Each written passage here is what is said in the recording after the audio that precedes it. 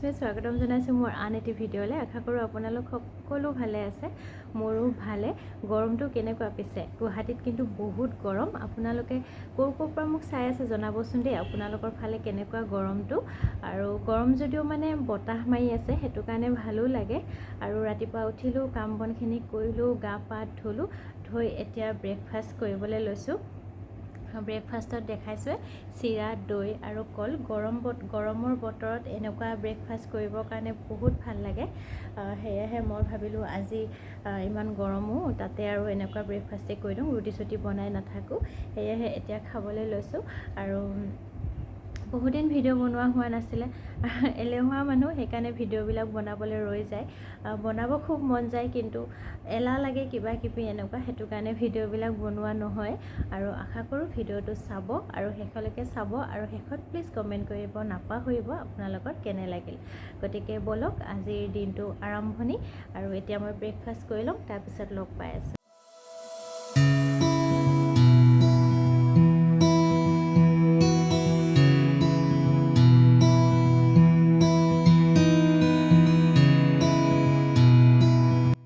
বন্ধ কোঠাত থাকি বতাহৰ আনন্দ লৈছোঁ, কাৰণ চোতাল বুলিবলৈ নাই, ৰাস্তা বুলিবলৈ নাই। যিহেতু গুৱাহাটীত থাকোঁ, এয়াই জীৱন। সকলোবোৰ থাকিও যে অকলশৰীয়া, প্ৰতিটো মুহূৰ্ততে সেইটোৱেই অনুভৱ হয়। হ'লেও সুখ ল'বই লাগিব, যিহেতু গুৱাহাটীত আছোঁ। আৰু কিনো কৰিব, এয়াই জীৱন। আৰু বিশেষ দুখ নকৰি এতিয়া ভাত বনাবলৈ যাওঁ, ব'লক। মই গোটেইখিনি ৰেডিয়ে কৰি লৈছোঁ। এয়া কোমোৰা, আলু কাটি লৈছোঁ, এয়া জলকীয়া লৈছোঁ, বিলাহী এটা, আদা, নহৰু, পিঁয়াজ, আৰু এইখিনি মাংস। এইখিনি বনাম, এই কোমোৰা আৰু মাংস বনাম। আৰু ইফালে ঢেকীয়া, আৰু বহুত কেইটামানহে আছিলে, কাৰণ তিয়াই থৈছিলোঁ, খাই এইকেইটাই আছে, আৰু মই তিয়াব পাহৰিলোঁ, সেইকাৰণে এইকেইটাই দি দিছোঁ। আৰু এইখিনি ভাজিম, আৰু বনাম দালি, কেঁচা আম আৰু পদিনা। আপোনালোকে পদিনা আৰু কেঁচা আম আৰু এনেকৈ দালি খাই পাইছে নাই বাৰু? আজি মই ৰেচিপিটো শ্বেয়াৰ কৰিম, আৰু আপোনালোকে যদি খাইছে মোকো জনাব খাইছে বুলি। আৰু ব'লক এতিয়া বনাবলৈ যাওঁ। প্ৰথমে দালিখিনিয়ে বনাই লওঁ। সেয়েহে কুকাৰটো লৈ লৈছোঁ, তাত দি দিছোঁ তেল। তেলটো প্ৰয়োজন অনুসৰি দি দিব। আৰু তাৰপিছত দি দিম মই পাঁচফোৰণৰ জেগাত সৰিয়হ দিলে ভাল লাগে, বগা সৰিয়হটো, কিন্তু আমাৰ বৰুৱাই সৰিয়হ খাই বেয়া পায়, সেয়েহে পাঁচফোৰণেই দিছোঁ। আৰু এনেকৈ সৰু সৰুকৈ কাটি নহৰু দিছোঁ। দালিত নহৰু তেল মাৰিলে মই বহুত ভাল পাওঁ, কিন্তু পিঁয়াজটো মোৰ সিমান ভাল নালাগে দালিত, নহৰু দিলে কিন্তু বহুত ভাল লাগে। আৰু জলকীয়া এটা দি দিছোঁ, কেঁচা জলকীয়া। আৰু নহৰুখিনি ৰঙচুৱা হোৱালৈকে মই ভাজি ল'ম, যাতে নহৰুৰ পৰা গোন্ধটো আহি যায়, সেনেকুৱাকৈ। আৰু সেইখিনি সময়তে দি দিম দালিখিনি দিও অকণমান দেৰি লৰাই ল'ম, যাতে গোটেইখিনি তেলৰ লগত ভালদৰে মিক্স হৈ যায়। এনেকৈ লৰাই লৈছোঁ। আৰু এইখিনি সময়তে দি দিম মই নিমখ সোৱাদ অনুসৰি, আৰু দি দিম হালধি। এইখিনি দিও মই অকণমান দেৰি লৰাই ল'ম, নিমখ হালধিখিনি মিক্স হোৱালৈকে। আৰু বেছি লৰাইও থাকিব নালাগে, পটককৈ হৈয়ে যায় দালিকণ, ইমান একো দিবলগীয়াও নাথাকে। আৰু অকণমান দেৰি ভাজি হোৱাতে দি দিছোঁ মই আমখিনি মই সৰু সৰুকৈ এনেকৈ কাটি দিছোঁ। ডাঙৰকৈ দিলেও দিব পাৰে, কিন্তু মই সৰু সৰুকৈ দিছোঁ, যাতে গলি যায় আমখিনি। আৰু তাৰপিছত কেইটামান দি দিছোঁ পুদিনাখিনি মই এনেইহে দি দিছোঁ এইকেইটা, আৰু পিছত দিবই লাগিব। সেয়ে অকণমান দি ভাজি লৈছোঁ, আৰু দি দিম মোৰ প্ৰয়োজন অনুসৰি পানী। আৰু পানীখিনি দি অকণমান দেৰি এনেই লৰাই ল'ম, লৰাই লৈ ঢাকনিখন লগাই দি 4 বা 5টা চিটি আহিবলৈ দিম। তাৰপিছত আৰু দালি ৰেডি।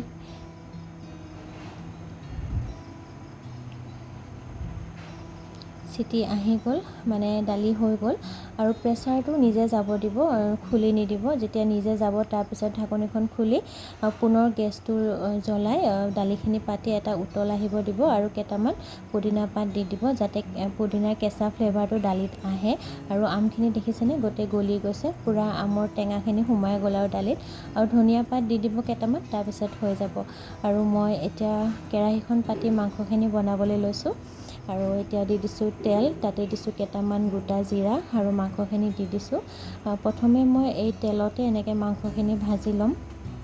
আৰু এয়া ভাজি লৈছোঁ আৰু জুইটো একেবাৰে হাই ফ্লেমত ৰাখিব যিহেতু মাংসৰ পৰা পানী ওলায় পানীখিনি ওলালে একেবাৰে শুকাই যাব জুইটো হাই কৰি ৰাখিলে নহ'লে পানী ওলাই মাংসখিনি সিজি গৈ ভাঙি যায় তেতিয়া ভাল নালাগে আৰু বিশেষকৈ ড্ৰাই মাংসত সেইটো ভাল নালাগে আৰু দি দিম মই সোৱাদ অনুসৰি নিমখ আৰু হালধি আৰু দি এইখিনিও ভালদৰে ভাজি ল'ম কিন্তু জুইটো মই হাই ফ্লেমতে থৈছোঁ আৰু ঢাকনিখন লগাই ভাজি থাকিম 2-3 মিনিটমানৰ মূৰে মূৰে এবাৰ দুবাৰ লৰাই এনেকৈ ভাজি থাকিম আৰু সেয়া ঢাকনিখন লগাই দিলোঁ আৰু 2 মিনিট পিছত ঢাকনিখন গুচাই সেয়া চাওক তেলখিনি ওলালে পানীখিনি গোটেই শুকাই গ'ল আৰু তেলহে ওলাইছে এতিয়া পুনৰ অকণমান দেৰি ভালদৰে লৰাই ল'ম সেয়া আৰু এইখিনি সময়তে দি দিম মই কোমোৰা আৰু আলুখিনি মই বেলেগ এটা কেৰাহীত ভাজি লৈছিলোঁ মানে কেঁচা ভাৱটো যোৱাৰ কাৰণেহে ভাজি লৈছোঁ মই সিজাকৈ ভাজি লোৱা নাই আৰু কোমোৰাটো ভাজি নল'লেও হয় হয়তো বহুতে ভাজি নলয় কিন্তু মই ভাজি লৈছোঁ আৰু ইয়াতে দি দিছোঁ মই পিঁয়াজ 2টা বিলাহী আদা নহৰু আৰু জলকীয়া সেইখিনি চপাৰত মিহি মিহিকৈ কাটি লৈছিলোঁ আৰু চপাৰত কাটি পেলাই পিঁয়াজ বা আদা নহৰু এইখিনি দিলে মাংসখিনি এটা বেলেগ টেষ্ট হয় মানে ড্ৰাই চিকেনত আৰু ড্ৰাই মাংস বনালে এনেকৈ চপাৰত মিহি মিহিকৈ কাটি দিবচোন ভাল লাগে মানে যেতিয়া নহৰুটো এটা গোটা গোটা হৈ থাকে তেতিয়া যেতিয়া খালে তাতত লাগে নহয় বহুত ভাল লাগে সেইটো টেষ্টটো আৰু এতিয়া পুনৰ গোটেইখিনি ভালদৰে লৰাই ভাজি ল'ম ঢাকনিখন ৰাখি আৰু জুইটো এতিয়া মই মিডিয়াম কৰি ৰাখিছোঁ আৰু দি দিছোঁ জিৰা গুড়ি অকণমান ধনিয়া গুড়ি আৰু অকণমান জলকীয়া গুড়ি আৰু মছলা হিচাপে মই বিশেষ ইয়াতে একো ব্যৱহাৰ নকৰোঁ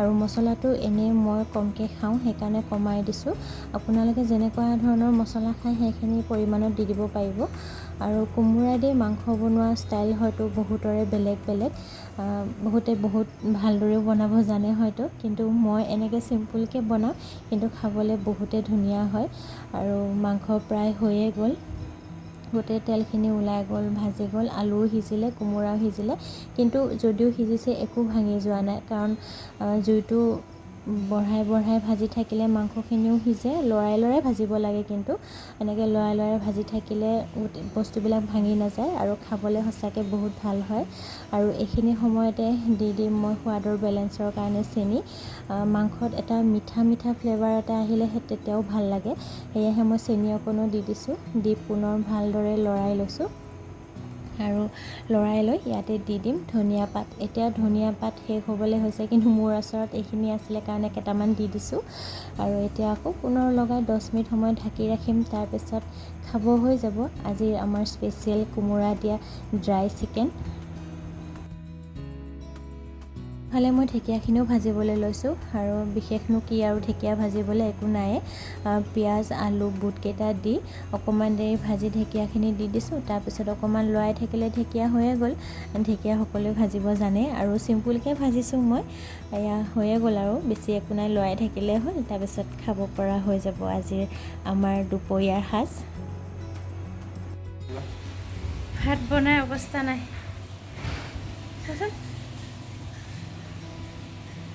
পাকঘৰত পূৰা গৰম কিন্তু এইটো ৰুমত ইমান গৰম নাই পূৰা বতাহ আহি থাকে যে মানে এইটোত সেই নাই কিন্তু পাকঘৰত মানে অৱস্থা নাই আৰু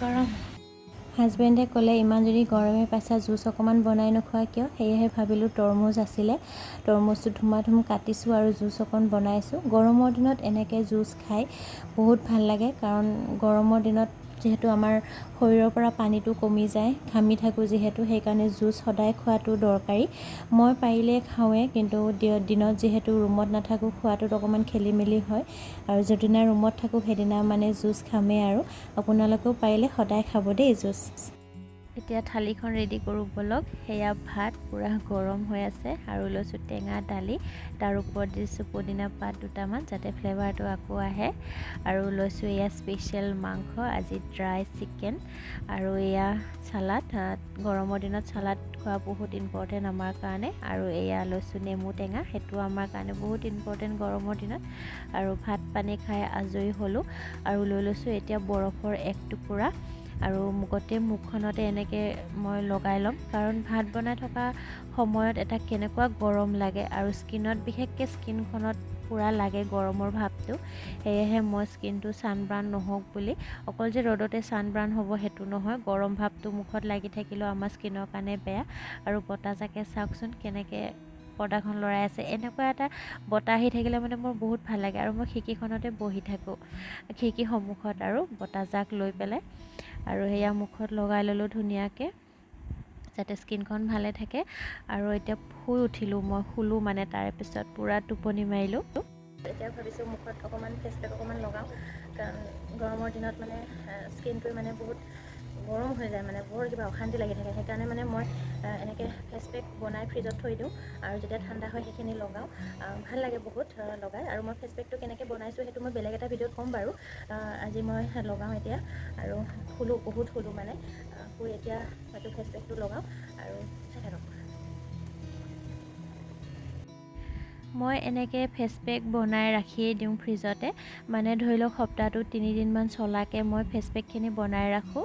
আৰু মাজতে এদিন স্ক্ৰাবো কৰোঁ। আৰু মই পাৰ্লাৰত গৈ পেলাই স্কিন কেয়াৰ নকৰোঁ, যেনেকৈ জানো যি জানো ঘৰতে কৰিবলৈ চেষ্টা কৰোঁ। আৰু স্কিনখনো বেয়া নহয় মই নিজে ঘৰত কৰা হিচাপে।